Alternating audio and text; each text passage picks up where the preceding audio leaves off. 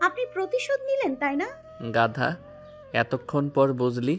শৈলী এবার ঠোঁট উল্টিয়ে বলতে থাকলো। আপনি আপনি এটা তার বাক্য শেষ হওয়ার আগেই নিশান চোখ গম্ভীর রেখেই বলল, এটা কি? গত রাতে আমার আঙুলের কি অবস্থা করেছিলি মনে নেই? ওটা তো আমি ভুল করে করেছি নিশান ভাই, তাই বলে আপনি ইচ্ছে করে? নিশান তার কথা শেষ করার আগেই ভ্রুচিয়ে তাকালো। শৈলী এবার সত্যিই বোবা হয়ে গেল। সে হাতের প্লেটটা টেবিলে রেখে দাঁড়িয়ে পড়ল। আমি তাহলে যাই নিশান ভাই। নিশান নির্লিপ্তভাবে বলল, যা, কিন্তু আঙুলটা একটু আড়ালে রাখিস। শৈলী ক্ষণিকের জন্য থমকে গেল। সে মাথা নিচু করে নিজের হাতের দিকে তাকালো। আঙ্গুলটা সত্যিই লাল হয়ে আছে। আকাশ যদি জিজ্ঞেস করে তাহলে কি বলবে? নিশান তো এমনিতেই কিছু বলবে না। তারপর আবার আকাশ যদি কিছু বুঝে ফেলে? এদিকে নিশান প্লেট সরিয়ে চেয়ারে হেলান দিয়ে বসে শৈলীর মুখে সব অভিব্যক্তি গোপনে লক্ষ্য করছে। মেয়েটা এখন কি করবে সেটাই দেখার বিষয়। শৈলী কিছু বলতে চাইলে হঠাৎ নিশান দীর্ঘলায় বলে উঠল, আমি জানতাম আমার জন্য তুই খাবার নিয়ে আসবি। শৈলী অনুভূতি শূন্য চোখে তাকিয়ে বলে, বড় মা বলেছিল? নিশান দুদিকে মাথা নেড়ে বলে, হুম, তবে আমি জানতাম অন্তত খাটানোর অজুহাতে হলেও মা তোকে পাঠাবে। শৈলী নিশানের দিকে কিছুক্ষণ ফাঁকা দৃষ্টিতে তাকিয়ে রইল। তারপর একরকম নিজের মনেই ফিসফিস করে বলল। হুম। নিশান ঠোঁটের কোণে হালকা হাসির রেখা টেনে গম্ভীর স্বরে বলল, এটা আমার বিশ্বাস ছিল। শৈলী এবার চোখ নামিয়ে নিল। সত্যি বড় মা যদি কিছু বলেও থাকে তাহলেও সে তো নিজে থেকেই চলে এসেছে। অথচ নিশান আগেই জানতো যে সে আসবে। একটু ইতস্তত করে শৈলী বলল, বাকি খাবারটা শেষ করুন, আপনার খাবার শেষ হয়ে গেলে আমি বেরোবো। নিশান এবার ভ্রুকুচকে তাকালো। কি অফিসে এসেছি শুধু আমাকে খাইয়ে দিয়ে যাওয়ার জন্য? শৈলী জবাব দিল না। নিশান তখন আস্তে আস্তে বলল, খাবার আনলি, খাওয়ালি, এবার নিজেও খেয়ে যা। শৈলী দ্রুত মাথা নাড়ল। না নিশান ভাই, আমার খেতে ইচ্ছে করছে না। নিশান কিছুক্ষণ শৈলীর মুখের দিকে তাকিয়ে রইল। তারপর অদ্ভুত এক কৌশলী হাসি দিয়ে বলল, ঠিক আছে, তাহলে বাকিটা বাড়িতে ফিরিয়ে নিয়ে যা। শৈলী হতভম্ব হয়ে বলল, না না না, পুরো খাবার শেষ করুন, আপনার মা কিন্তু খুব বকবে। খাবার নষ্ট হবে নিশান ভাই। নিশান নির্লিপ্ত স্বরে বলল, মা কাকে বকবে? আপনাকে। এটা তাহলে তোর ভাবার বিষয় না? শৈলী রীতিমতো থ হয়ে গেল। এই লোকটা এমন অদ্ভুত আচরণ করছে কেন? তার নিজের খাওয়া না খাওয়ার সাথে নিশানের কি? 5ই মার্চ 2025। আজকের দিনটা একদম স্বাভাবিক ছিল, খুব একটা খারাপ যায়নি। আজ নিশান ভাই কেমন একটা অদ্ভুত আচরণ করলো। শুধু আজ নয়, এর আগেও মাঝে মাঝে এমন অদ্ভুত আচরণ করেছেন যে তাকে চিনতে পাওয়াও খুব মুশকিল হয়ে পড়ে। উনি যে আজ আমার আঙুলে প্রতিশোধ নেওয়ার জন্য কামড় দেবেন এটা ভাবতেও পারিনি আমি। এখনো খুব জ্বলছে। উনি বলেছিলেন যে আমার দাঁত ধারালো, অথচ নিজের দাঁত যে কোদালের মতো শক্ত সেটা তো বলেননি। আঙুলের রক্ত জমাট বেঁধে রয়েছে এখনো, না জানি কতদিন থাকবে। তবে হ্যাঁ, নিশান ভাইয়ের মুখে খাবার তুলে দেওয়ার মতো সৌভাগ্য আমার হয়েছে, এটাতে অবশ্য আমি খুব খুশি। কখনো ভাবিনি যে ওনাকে খাইয়ে দিতে পারবো। নিশান ভাইয়ের অফিসটাও বেশ সুন্দর। আকাশ ভাইয়ার সাথে পুরো অফিসটা ঘুরে খুব ভালো লেগেছে। ভালো কথা, এদিকে আজ বড় মা আমাকে একটু বকেনি, এটাও একটা দুষ্কর জিনিস। এভাবে দিনগুলো কেটে গেলেই হয়, খুব তাড়াতাড়ি যেন সময়গুলো চলে যায়। আমি সেই দিনটার অপেক্ষায় আছি যেদিন আমার আর কোনো পিছু টান থাকবে না। আজকের মতো ডায়েরি লেখা শেষে বুক ফুলিয়ে শ্বাস নিল শৈলী। এখন রাত 2টো বাজে। চারপাশ নিস্তব্ধ, নিদ্রাচ্ছন্ন অন্ধকারের চাদরে ঢাকা গোটা পৃথিবী। জানালার পাশ দিয়ে বয়ে যাওয়া মৃদু বাতাসে পর্দাগুলো মাঝে মাঝে দুলে উঠছে। বাইরে চাঁদ নেই, কিন্তু তারাগুলো যেন একটু বেশি উজ্জ্বল আছে। নীরব এই রাতে প্রকৃতির শীতলতা যেন শৈলীর একান্ত আপন হয়ে উঠছে। স্বভাবতই সবাই এখন গভীর ঘুমে মগ্ন থাকলেও শৈলী বিছানায় উপর হয়ে শুয়ে শুয়ে নিত্যদিনের কাজটা সারছে। সারাদিনে হওয়া ঘটনাগুলো স্মৃতি হিসেবে লিখে রাখছে তার ডায়েরিতে। সে নড়েচড়ে উপর হয়ে শুয়ে ডায়েরির শেষ পাতায় তার হাতখানি স্থির রাখলো। অল্প অল্প বাতাসে তার কাঁধ ছুঁয়ে যাওয়া এলোমেলো চুলগুলো যেন আলতো করে ফিসফিসিয়ে বলছে, তুমি আজ অন্যরকম। নিশান ভাইয়ের আজকের আচরণ। ডায়েরির পাতায় লেখা কথাগুলো ফিরে ফিরে মনে পড়ছে শৈলীর। আঙ্গুলের জ্বালান এখনো পুরোপুরি যায়নি, কিন্তু নিশানকে খাইয়ে দেওয়ার মুহূর্তটা মনে পড়তেই গা লাল হয়ে উঠল। একবারও কি সে ভাবতে পেরেছিল এমন কিছু হবে? ঘরের কোণে রাখা টেবিল ল্যাম্পের নরম আলো শরীর মুখ ছুঁয়ে একরকম স্বপ্নময় ছায়া তৈরি করেছে। আলো আধারের মিশেলে তার ত্বক মোমের মতো চিকচিক করছে, যেন রাতের রহস্যময়তায় হারিয়ে যেতে চায়। চোখে একটু ক্লান্তির ছাপ, কিন্তু গভীর অন্ধকারের মতোই সেখানেও একটা মায়া লুকিয়ে আছে। লম্বা কোকড়ানো চোখের পলকগুলো মাঝে মাঝে ডুবুডুবু হয়ে আসছে, কিন্তু ঘুম আসছে না একটু। রাতের এই সময়টা শরীরের সবচেয়ে বেশি পছন্দ। যখন পুরো বাড়ি গভীর ঘুমে তলিয়ে যায়, তখন সে নির্জনতার মধ্যে নিজেকে খুঁজে পায়। মনে হয় এই সময়টুকু তার একান্ত, যেখানে সে নিজের মতো করে অনুভূতিগুলো সাজিয়ে রাখতে পারে। চাঁদহীন রাতে প্রকৃতিও যেন তার মতোই অনুভূতি শূন্য হয়ে আছে। গাছের পাতাগুলো থেমে আছে, দূরের কুকুরগুলোর ডাকও আজ শোনা যাচ্ছে না। জানালার ওপাশে কেবল রাতের শূন্যতা, আর শরীরের ভেতরে জমে থাকা একটা অনুভূতি, বিভ্রান্তি, বিস্ময়, আনন্দ আর এক অজানা কাঁপুনি। ডায়েরির উপর আলতো করে হাত রেখে সে চোখ বন্ধ করলো। নিশান ভাইয়ের গভীর চোখ দুটো মনে পড়তেই হঠাৎ বুকের ভেতর মোচড় দিয়ে উঠল। মনে হলো রাতের নিস্তব্ধতার মাঝেও কোথাও যেন তার নাম ধীরে ধীরে উচ্চারিত হচ্ছে, হিমরূপা। ঠক ঠক ঠক ঠক। রাতের নিস্তব্ধতাকে ভেঙে আচমকাই দরজায় শব্দ হলো। শৈলী চমকে উঠল, ঘাড় ঘুরিয়ে তাকালো বদ্ধ দরজার দিকে। এত রাতে কারো আসার তো কথা নয়। বুকের ভেতরে ধুকপুক করে উঠল শৈলী। নিস্তব্ধ ঘরে হঠাৎ এই শব্দ কেমন যেন অস্বাভাবিক লাগছে। বাতাসের হালকা শস্য শব্দের মাঝেও এখন কেবল সেই শব্দটাই প্রতিধ্বনিত হচ্ছে। ভয় নয়, তবে একটা অজানা সংখ্যা ছড়িয়ে পড়ছে শরীরের প্রতিটি রন্ধ্রে। দরজার উপাশে কে থাকতে পারে? বড় মা তো কখনো এভাবে আসে না। কিষান ভাইয়ের আসার তো প্রশ্ন ওঠে না। রিমি বা মিমি, ওরা কেন আসবে এত রাতে? নাকি কোনো সার্ভেন্ট? কিন্তু তারা তো সাধারণত রাত নামলেই নিজেদের কোণে চলে যায়। ঘড়ির কাঁটা দুটো পার হয়েছে। শৈলী ডায়েরিটা বালিশের নিচে রেখে ধীরে ধীরে উঠে বসলো। মাথার ভেতরে হাজারো প্রশ্ন ঘুরপাক খাচ্ছে। কি করা উচিত? ডাকবে? না। তাতে যদি ঘরের অন্য কেউ জেগে ওঠে? নিঃশব্দ পায়ে দরজার কাছে গিয়ে সে কাঁপা কাঁপা হাতে তালাটা খুলল। ধীরে ধীরে দরজা খুলতেই চোখ ছানা বড়া হয়ে গেল শৈলী।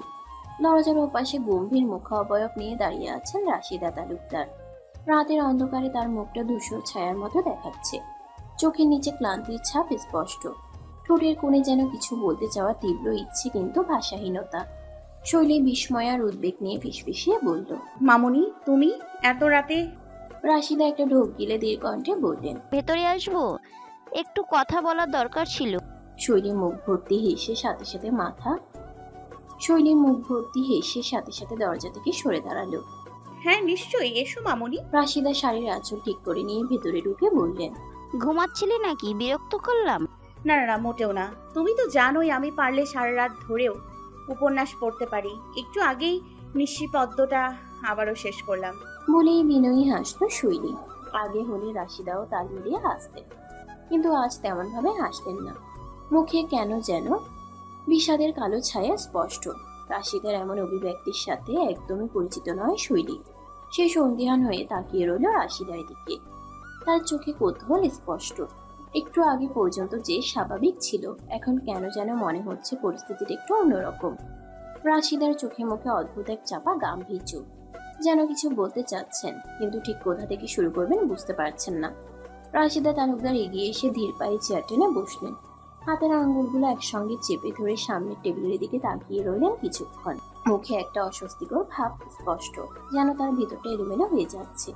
চোখের কোণে অনুচ্চারিত কিছু শব্দ জমাট বেঁধে আছে, কিন্তু সেই শব্দগুলো বেরিয়ে আসার পথ পাচ্ছে না। শৈলী কিছুটা আনমনা হয়ে রাশিদার সামনে হাঁটু গেড়ে বসলো। রাশিদার দু হাঁটুতে হাত রেখে তার মুখের দিকে তাকিয়ে থাক। ফর্সা মুখটা এক ধরনের দ্বিধা ছায়া ফেলেছে। সাধারণত হাসি খুশি প্রাণোচ্ছল রাশিদাকে এমন দেখলে যে কেউ অবাক হবে। শৈলীরও তাই মনে হচ্ছে। কি হলো মামুনি, কিছু বলবে না?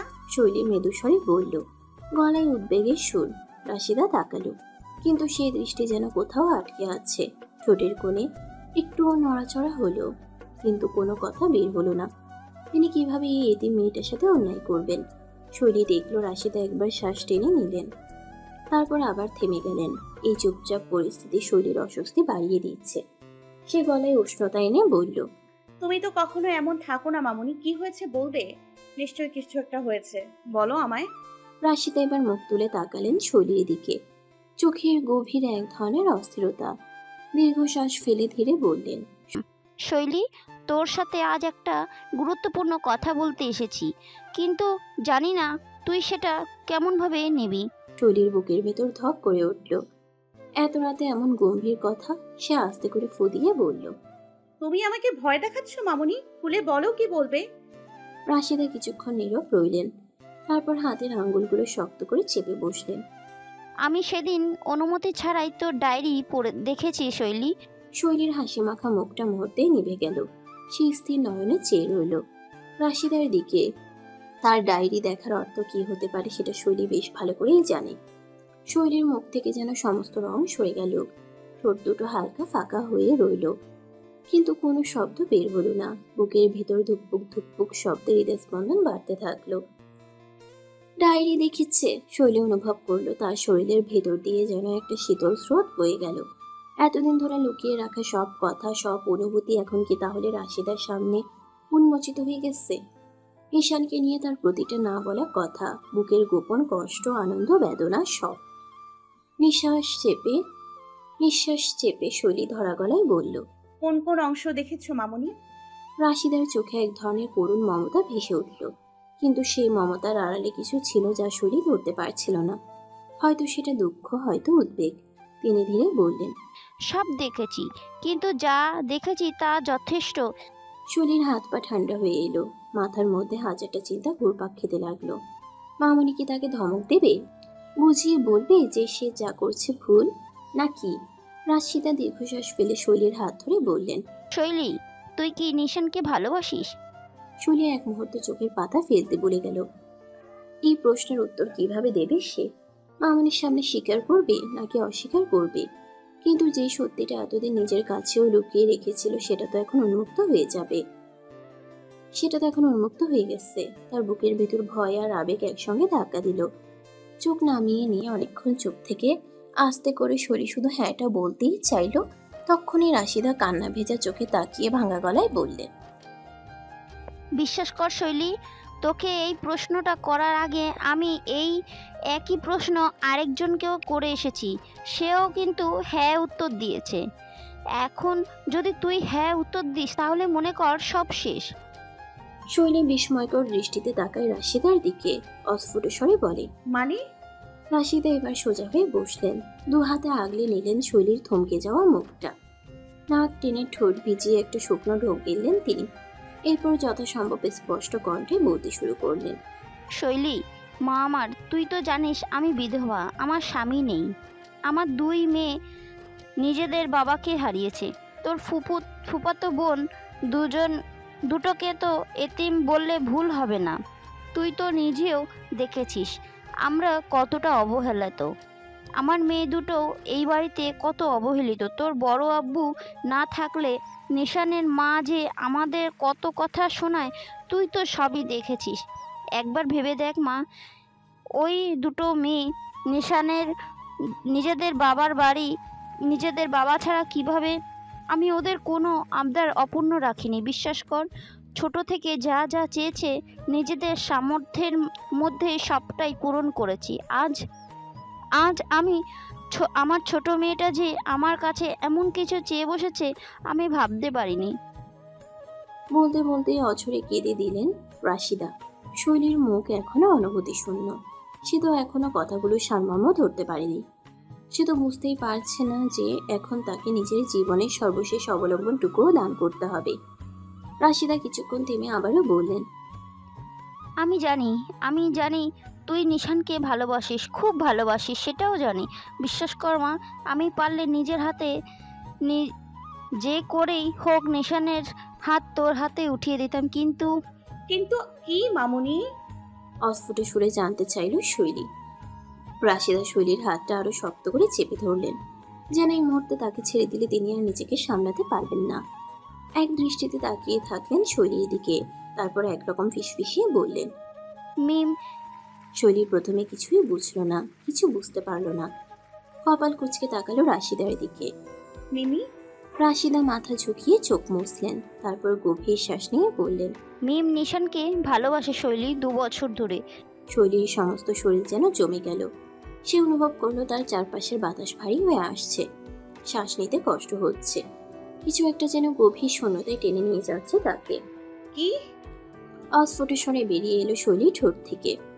হ্যাঁ শৈলী, মিম নিশানকে ভালোবাসে গত 2 বছর ধরে। আর আমিও সেদিন জানতে পেরেছি। প্রথমে বিশ্বাস করিনি, জানিস, পরে যখন মিমকে জিজ্ঞাসা করলাম তখন ও স্বীকার করে, হাসি মুখে বলল যে হ্যাঁ, ও নিশানকে ভালোবাসে।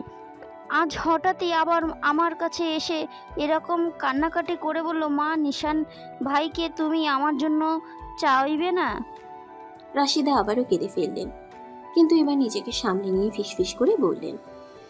আমি জানি না আমি কি করব শৈলী। আমি জানি তুই নিশানকে ভালোবাসিস, কিন্তু আমি আমার মেয়ের মন ভাঙতে পারবো না রে মা। আমি তোদের দুজনকেই ভালোবাসি। আমি তোদের কারোরই মন ভাঙতে চাই না, কিন্তু একজনকে তো আমাকে ছাড়তেই হবে। আমি জানি আমি যা চাইছি সেটা অন্যায়। আমি জানি আমি তোর কাছ থেকে অন্যায়ভাবে ত্যাগ চাইছি, কিন্তু আমি কি করব বল? আমি যে আমার 2 মেয়ের জন্য সারা জীবন লড়েছি।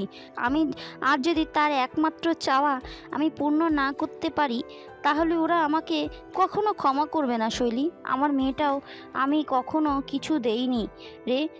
ওই ছোট মেয়েটা, জানিস তো ও কেমন আবেগী। দেখা গেল ও যদি নিশানকে না পায়, তাহলে পরে যদি সুইসাইড করতে যায়, তখন আমি। শৈলের মাথার ভেতর ঝড় বয়ে গেল। পুরো ঘরটা যেন ঘুরতে লাগলো তার চারপাশে। নিশানের কথা, রাশিদার কথা, মিমির নাম, সবকিছু একসঙ্গে মিলেমিশে যেন একটা অসহ্য ভার হয়ে তার বুকে চেপে বসলো। সুইসাইড? শৈলীর কণ্ঠ ফাঁকা শোনালো, যেন কোনো অনুভূতিই নেই তাতে। রাশিদা অশ্রু সজল চোখে তাকালেন তার দিকে। আমি জানি এটা শোনার পর তোর কেমন লাগছে মা, কিন্তু বিশ্বাস কর, আমি যদি পারতাম তাহলে তোকে এই কথা বলতে আসতাম না। শৈলীর ঠোঁট কাঁপলো, কিন্তু কোনো শব্দ বের হলো না। সে যে নিশানকে অনেক ভালোবাসে।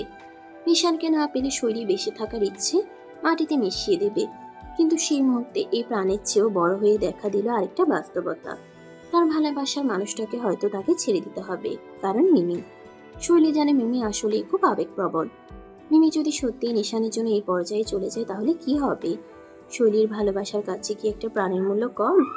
রাশিদা আবার বললেন।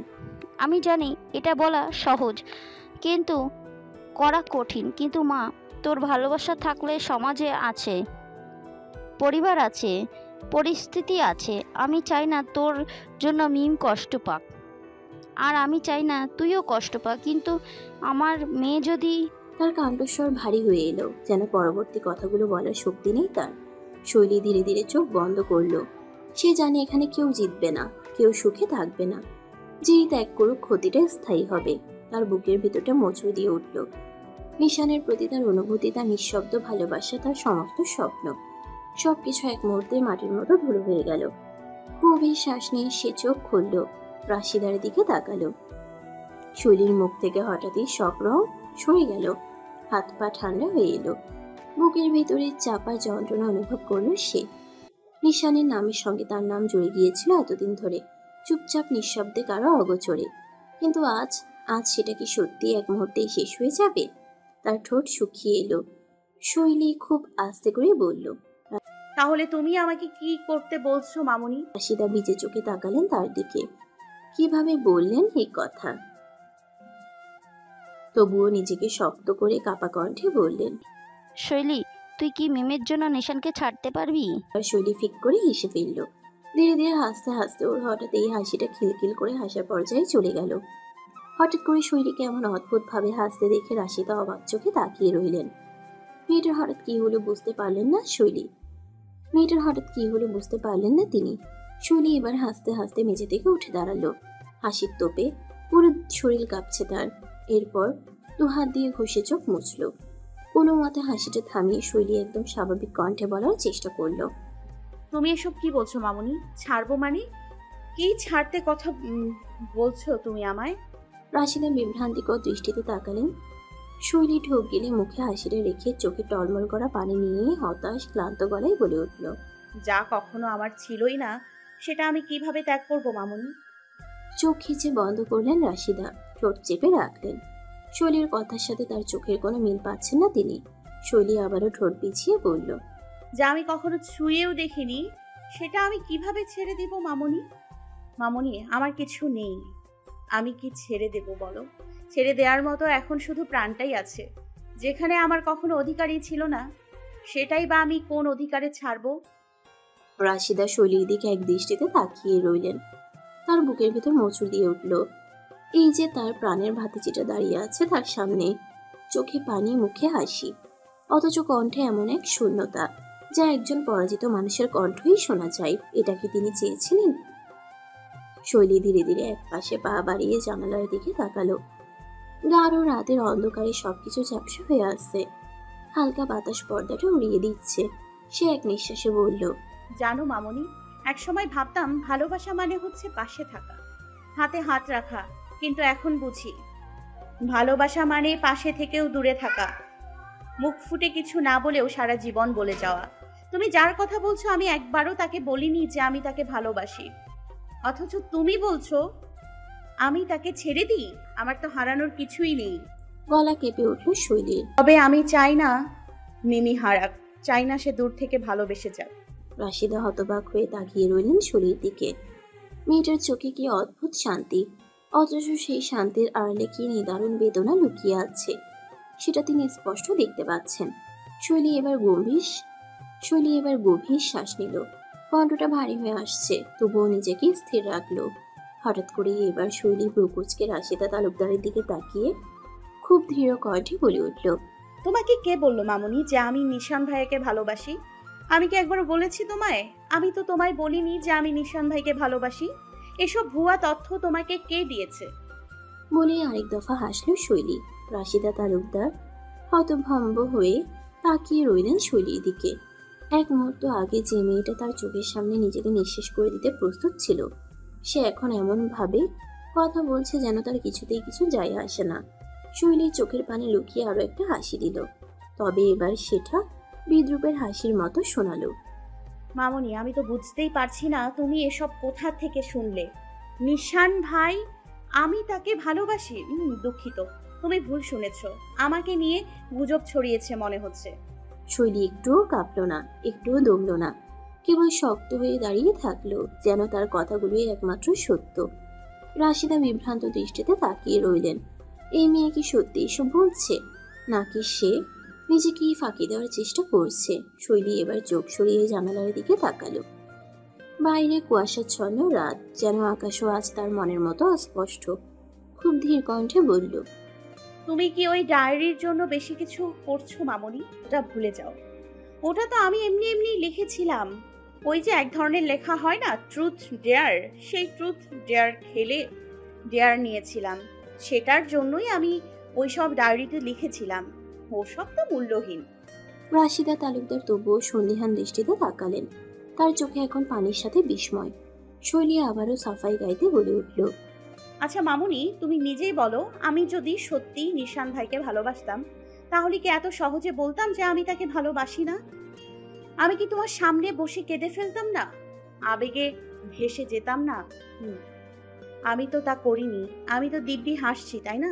আমি তো দিব্যি মজা নিচ্ছি এই প্রসঙ্গটা নিয়ে। সে চোখ সরিয়ে রাশিদার দিকে তাকালো, ঠোঁটের কোণে একটা হাসি রেখেই। ভালোবাসা কি মামুনি? সেটাকে কোনো একটা নামের সঙ্গে জুড়ে দিলেই হয়ে যায়। আমি তো জানতাম না। যদি জানতাম তাহলে হয়তো নিশান ভাইয়ের নামও জুড়ে দিতাম নিজের সঙ্গে। কিন্তু আমি তো তা করিনি, তাই না? আমি তো কখনোই কাউকে বলিনি যে আমি নিশান ভাইকে ভালোবাসি। তবে কেন তুমি আমার দিকে এমন দৃষ্টিতে তাকিয়ে আছো, যেন আমি সত্যি বলছি? রাশিদা এবার ধীরে ধীরে চোখ নামালেন। ভেতরে কোথাও একটা বেদনার ঢেউ আছড়ে পড়ছে। শৈলী গভীর শ্বাস নিল। এবার কণ্ঠটা একটু নরম হলো, যেন সে নিজেকেই বুঝিয়ে বলছে, তুমি নিশ্চিত থাকো মামুনি, আমি যদি সত্যিই নিশান ভাইকে ভালোবাসতামও তাহলে মিমির জন্য সেটা ভুলে যেতে আমার এক মুহূর্তও লাগতো না। কারণ আমি জানি হারানোর কষ্ট কেমন। মিমিকে আমি খুব ভালোবাসি। আমার এই অচেনা পৃথিবীতে তোমরাই তো আমার আপনজন মামুনি। তোমাদের জন্য আমি নিজের জীবনও দিতে পারি। আর সবচেয়ে বড় কথা, আমি আমার বোনের দুঃখ দেখতে পারবো না। আমি জানি কাউকে দূর থেকে ভালোবাসতে কেমন লাগে। আমি চাই না মিমিও সেটা অনুভব করুক। এই প্রথম শৈলীর কণ্ঠটা কেঁপে গেল, কিন্তু সে সামলে নিল নিজেকে। তুমি যদি চাও আমি মিমির জন্য সব ছেড়ে দিব, তাতে কোনো আপত্তি নেই, কিন্তু সত্যিটা যে এই, আমি কিছু ছাড়ছি না। মিমির জন্য আমি কিছুই ছাড়ছি না, কারণ আমার কাছে রাখার মতো কিছুই ছিল না। নিশান ভাই আমার জন্য ছিল না, কোনো দিন ছিল না, হয়তো কখনো হবেও না, আর আমার চাইও না। রাশিদা এবার সত্যিই আর কিছু বলতে পারলেন না। তিনি অনুভব করলেন তার সামনে দাঁড়িয়ে থাকা মেয়ে শুধু তার চোখের জল চেপে রাখেনি, বরং তার সমস্ত অনুভূতিকে একটা শক্ত দেয়ালের আড়ালে লুকিয়ে ফেলেছে। শৈলী আবার হাসলো, একটা নিখুঁত পরিপাটি হাসি, যেটা থেকে মনে হয় যেন কিছুই হয়নি, কিছুই বদলায়নি। অথচ রাশিদা জানেন এই রাতের পর কিছুই আর আগের মতো থাকবে না। রাশিদার গলা দিয়ে কোনো শব্দ বের হলো না। তিনি শুধু অসহায়ের মতো শৈলীর মুখের দিকে তাকিয়ে রইলেন। তার সামনে দাঁড়িয়ে থাকা মেয়েটা যে এই এক মুহূর্তে কতটা বড় হয়ে গেল, সেটা তিনিই বুঝতে পারলেন। শৈলী এবার শূন্য আকাশের দিকে তাকিয়ে রাশিদা তালুকদারের উদ্দেশ্যে পৃথিবীর সবচেয়ে বড় মিথ্যেটাই জোর গলায় বারংবার বলে উঠল। এই মেঘলা আকাশ শুনছে, ছড়িয়ে ছিটিয়ে থাকা তারাগুলোও শুনছে। মামুনি, তুমিও শুনে রাখো, আমি নিশান ভাইকে ভালোবাসি না, কখনোই ভালোবাসিনি, ভবিষ্যতে কোনোদিন বাসবও না।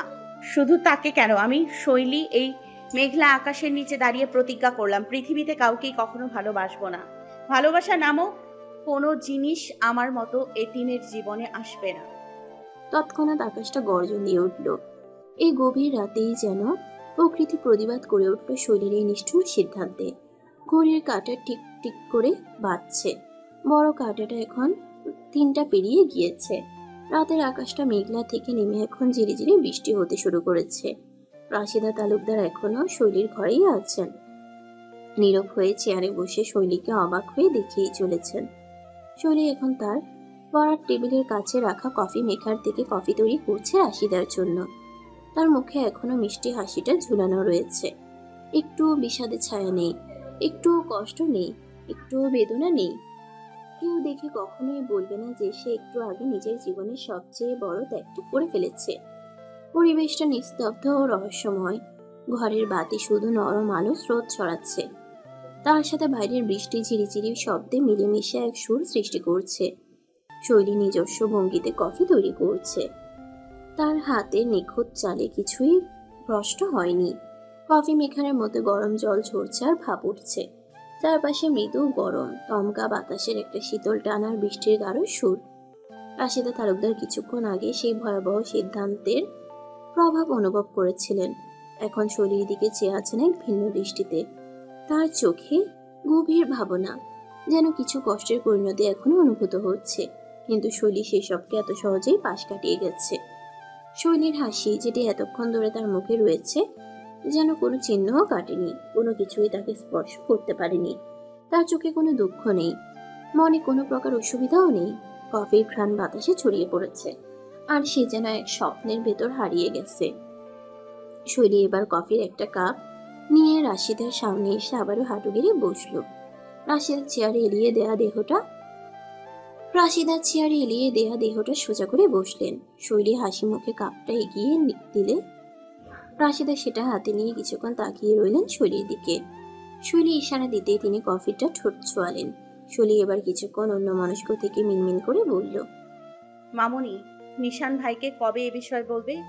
রাশিদা ঠোঁট চেপে বললেন, আমি তো আজই বলতে চেয়েছিলাম, কিন্তু ওই ডায়েরিটার কারণে আগে তোর কাছে এলাম। দেখি কালকেই ভাবি আর নিশানের কে বলবো, দেরি করব না। আচ্ছা। শৈলী মাথা নেড়ে কিছু একটা ভাবতে ব্যস্ত হলো। হঠাৎ সে বলে উঠল, মামুনি, তোমায় একটা কথা বলার ছিল। রাশিদা তৎক্ষণাৎ বললেন, বল। শৈলী ঠোঁট ভিজিয়ে বলল, আমি কিছুদিনের জন্য একটু গ্রামে যেতে চাচ্ছি। কফি খাওয়া থামালেন রাশিদা। গ্রামে? কি বলিস, কোন গ্রামে? নানু বাড়িতে, সুনামপুর। কিন্তু হঠাৎ কেন?